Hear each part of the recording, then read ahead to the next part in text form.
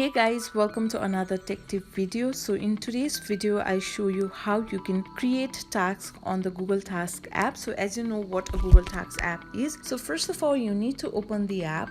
Now here, once you land on the home screen, you will see a plus sign at the bottom of the screen. Tap on it. Now using your phone's keyboard, type your task and then you can tap on the save option right below, and here you will also have the option to add details, add date or add subtask as well. For this instance, for example, if you want to add a particular subtask or a sub detail, you can tap on the three horizontal lines right below and then you will see the option with add details. So here add your details, and then if you want to add a date, you have to tap on the option right beside the three horizontal lines. Tap on it and here you will have the option with date, setting a date as well as set a time. So you can choose the AM PM as well, and afterwards tap on done, and finally tap on the save option. So when you add a subtask, you will see a bubble beside each task, and when you complete the task you can simply click the bubble like this and you can see, simply tap on not now. So one task has been completed.